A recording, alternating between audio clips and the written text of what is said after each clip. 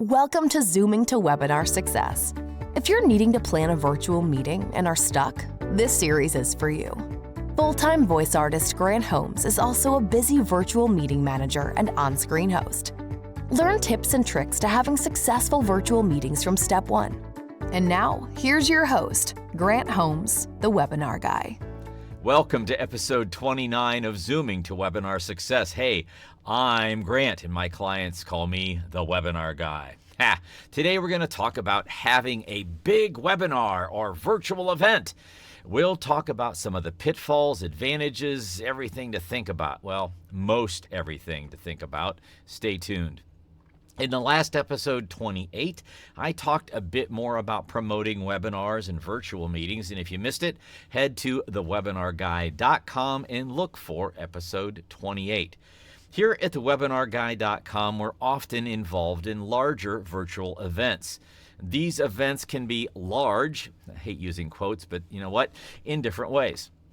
What are those ways? And how does this play into your planning and budget? Well, stay tuned, because in this episode 29, we're going to discuss many of the ways that larger virtual events and multi-day, multi-presenter, multi-everything, how that's different than just doing a simpler webinar. Let's start with defining what a large virtual event looks like. Well, maybe an official definition from the web is in order, because we all know everything on the web is perfectly. Anyhow, webinars provide attendees with a single session to attend, while virtual events offer flexibility in single or multi-session agendas that may take place at different times or days. Well, okay, that helps, but well, another definition suggests that their answer to virtual events, or the answer to a virtual event, is that they are multi-dimensional. Okay, fair enough. Where webinars go big on a single topic for whatever period of time, a virtual event can be just a few sessions on multiple subjects that are usually related in some way, to multi-day events with myriad speakers from all over the world, gaining and drawing a multinational audience. Sorry, I feel like I'm overusing multi, but there just isn't another word that works. Okay, back at it. So what does large mean? Well, add complexity, and it gets large in every sense of the word, from number of attendees to speakers to, well, everything you can possibly think of. I'm going to suggest that the webinar or virtual summit or virtual event, whatever you want to call it, is going to be constrained by two significant factors. What are they? Well, audience and budget. Yeah. Well, first, I've talked in multiple episodes about promotion and snagging audience and getting attendees to your virtual event. This is the first factor. It may or may not seem obvious, but your ability to define your audience, market to them, get them to register, and the $1 million part, getting them to attend, that's a huge challenge. Well, the other $1 million part is getting them to stick around. The second part that I've really not gotten into in this series is defining your budget. This is really the first factor, quite frankly, because if you have enough budget, you can buy the audience to some part. But before we dig too far into that little gem, the budget, a word from our webcast and podcast sponsor, thewebinarguy.com. Yeah, that's me. When you decide to approach your first big webinar or virtual event, the large one, and you want to plan that large, multi-dimensional virtual summit, and you think you need assistance, well, we have many resources and would love to help you. Hit me at webinarpro@thewebinarguy.com or visit our website, thewebinarguy.com, and use the contact form. We would love to work with you, and thanks for listening to my commercial. Okay, so the 900-pound gorilla that's still in the room, budget. A standard conversation we often have with a new or potential client goes something like this. Them. How much does it cost for you to produce a webinar? Us. Well, here's our standard list of 15 questions we always ask to get started. One of the first is, do you have a budget? Them. Yes, but, well, I can tell you that this conversation goes back and forth until there's an understanding that there is no one-size-fits-all webinar or virtual meeting, virtual event. And to help you, we really need a realistic budget. It saves our team time, and you, as the client, saves you both time and resources. So my first advice here is get you or your current team serious about how much you can or will spend. That said, a simpler one-day event could cost you, well, what all do you need done?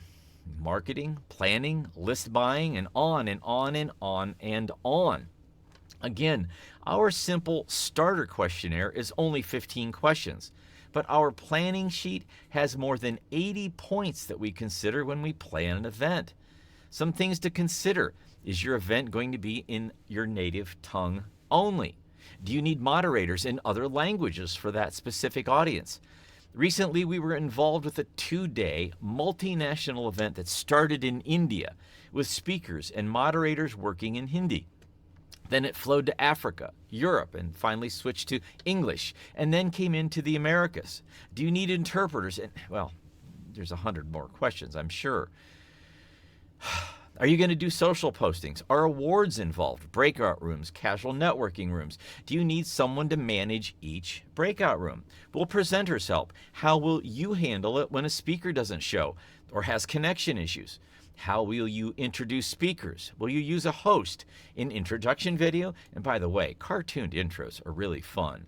What will you do to keep the event fun, interesting, and keep people from becoming fatigued during a 5-hour event? Do you have systems in place already to assist you with any of this, or does it all need to be produced for you? How will you measure your ROI, and what will you do as a follow-up with speakers or attendees? What marketing data do you expect back, and how will you use it? Will you be paying speakers, or are they speaking pro bono for some type of exposure or quid pro quo? And how does all that get handled? What polls will you use to capture marketing data? How are you going to present or push your brand? How far can you stray from your brand story and still serve the webinar topic? Or more importantly, how far can you push the webinar topics and speakers, but stay on point with your brand? Things to consider. Just like going out to dinner or virtually any purchase we seem to make anymore, adding complexity in any way, adding videos, hiring a band to play, and all that I've mentioned up to this point adds to your budget. But these things also add to the audience experience, and here's the big one, folks, their want to stick around. The bottom line, and I've mentioned this often in previous episodes, focus on what you and your attendees want from that virtual event. The attendees. What will you do to achieve your event goal? What end result are you looking for? And by the way, that's episodes 4 and 5. And what do your attendees hope to gain? Have you thought of that yet? Well, look for WIFM, episode 27. You know, I've often mentioned the webinar planning sheet that we use, and you can request that on our website, thewebinarguy.com. That list grows, almost daily as we add things that we just take for granted and that you shouldn't, and things that come up with, you know what, there's another thing we need to add to the list. Best of luck in planning your large event. You know, this series is for smaller organizations and solopreneurs that may not be tech savvy. They don't know all the steps or don't want to know all the steps.